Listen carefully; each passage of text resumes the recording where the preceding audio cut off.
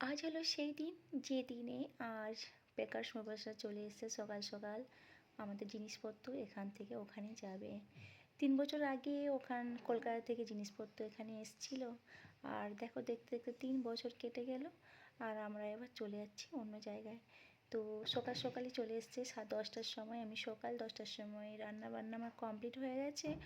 আর যদি তাড়াতাড়ি হয়ে যায়, মোটামুটি আমরা ঠিক করেছি যে 12টা 1টার মধ্যে যদি হয়ে যায়, তারপরে আমাদের অনেকগুলো প্ল্যান আছে। একটা বন্ধুর বাড়িতে যাব, তারপরে যাব হচ্ছে আমাদের জিনিসপত্র জামাকাপড় 2-4 দিন তো জামাকাপড় জিনিসপত্রগুলো যাবে না, তো তার মধ্যে আমাদেরও কিছু নিয়ে যেতে হবে। ওই জন্য আমরা একটা ভেবেছি ট্রলি কিনবো, আর একটা ট্রলি আছে আর কিছু একটা ব্যাগে 3টে ব্যাগে করে যদি আমরা নিয়ে যাই 3 দিনের মতো আমরা কাটিয়ে নিতে পারবো।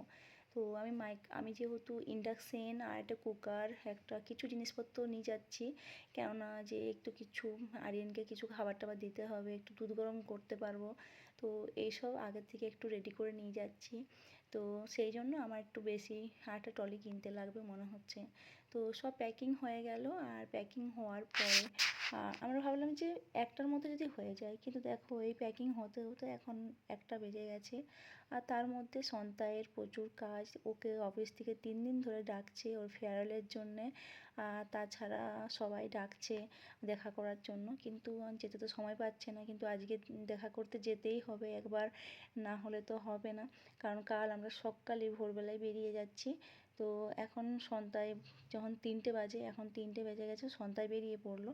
ওর অফিস থেকে সবাই ওয়েট করছে ওর জন্য। তো ও সারাদিন ও থাকতে সময় পেলো না, বেকার বসটা ছিল। তো পুরো কাজটা আমাকে একা করাতে হলো, আর এতটাই খারাপ কাজ করছে, এত স্লো করছে। মাত্র 3জন লোক এসছে আর এত স্লো করছে।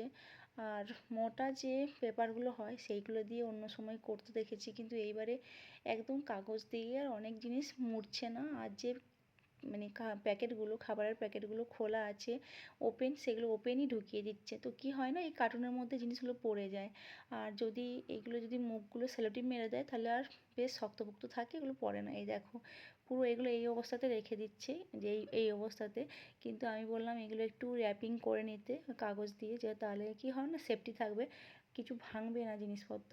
তো এই জন্য আমি ওদেরকে অনেক ঝগড়া করতে লেগেছে আমার, যে প্লিজ এইগুলো করো, ভেঙে গেলে তো ভেঙে যাবে না, তো একটু যদি ভালোভাবে র্যাপিংটা করে নেয়। তারপরে সন্তাইকে আবার ফোন করে আমি ডেকেছিলাম যে প্লিজ এসো, আমি একা বলছি, তো ওরা কোনো কথা শুনছে না। তুমি এসে যদি কিছু বলো ওরা শোনে।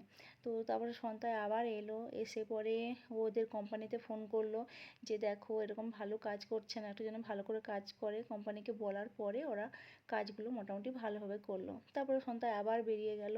আর পুরো বাড়িতে আমি একা। আমি আমার যে বন্ধুর বাড়িতে যাওয়ার কথা ছিল তাকে ডেকে নিলাম, তাকে বললাম যে প্লিজ চলে আয়, কারণ আমি যেতে পারছি না, আমার এখন সন্ধে 7টা বেজে গেছে, তারপরও পেকারস বয়েজের কাজ কমপ্লিট হয়নি, সে সকাল 10টা থেকে করছে। আমার এত প্ল্যান সব নষ্ট হয়ে গেল, কিছু করার নেই। এখন বাজে 7:30, আর ওরা এখন কমপ্লিট হলো। এরপরে ওরা বলছে যে মানে ওদের গাড়ি আসবে, এখনও অবধি গাড়ি আসেনি। তো আমি জানি না আর কোথাও আমরা বেরোতে পারবো কি না। তো মানে কিছু করার নেই, এইগুলো তো, এই কাজটা তো আগে করতেই হবে আমাকে, কেননা এই কাজটাই আগে দরকার। এটা না পাঠানো পর্যন্ত ওদেরকে ওই জন্যে বলছিলাম যে তোমাদের আর 2জন আসার দরকার ছিল, এতগুলো জিনিসপত্র র্যাপিং করা, তারপরে নিচে নামানো। আমি লাস্টে ওদেরকে হেল্প করে দিলাম, অনেক হেল্প করে দিয়েছি। আলমারির যত জিনিসপত্র আমি সব প্যাকিং করে দিয়েছি, তাছাড়া ওদের কাউন্ট করা এইগুলো প্যাকিং করে দিয়েছি। লাস্টে আমার যে বন্ধুর কথা বলছিলাম তারা এসেছিলো, তারা এসে পরে তাদের সাথেও কিছুটা সময় কাটাবো, সেটাও কাটাতে পারিনি। আরও একজন এসেছিলো দেখা করতে, তার সাথেও আমরা সময় কাটাতে পারিনি, কারণ তখন এগুলোর নাম্বারিং চলছিল, যে কটা জিনিস আছে, কী কী আছে না আছে, এগুলো দেখতে লাগছিলো। আর যেহেতু সন্তায় ছিল না, সন্তায় এখন অফিসে, বললাম যে ওদের সবাই ওর জন্য ওয়েট করছিল। আর তাও মাঝখানে একবার এসেছিলো। আর সেই সব কাজ করতে করতে রাত্রি 8টা বেজে গেছে। এই দেখো ও মানে এই যে ভিবানের মা, নেহা, ওরা এসছে। আমি কারোর সাথে দেখা মানে টাইম দিতে পারিনি, কাউকে টাইম দিতে পারিনি। ওরা জাস্ট এলো, আর এসেই আধা ঘন্টার মতো ছিল, কিন্তু আমি টাইম দিতে পারিনি। তো নিজেরাই এমনি দাঁড়িয়ে ছিল, কিছু করার নেই। তো দাঁড়িয়ে এরকম পরিস্থিতিতে এলে কিছু করতে পারি না। আর সবার খুব মন খারাপ ছিল আমার, ওদের যে আবার কবে আমরা দেখা করব, কখন আবার এখানে ব্যাক করব তাও জানি না। তো সবার সাথে এত মন খারাপ নিয়ে চলে যেতে হচ্ছে, আর ঠিকঠাক করে কথা বলতে পারলাম না। তো টাটা, দেখা হবে অন্য কোনো ভিডিওতে। আমি এখন নাম্বারিংগুলো করি, আরও কোথাও বেরোবো, তাড়াহুড়ো আছে, অনেক রাত হয়ে গেছে। বাই।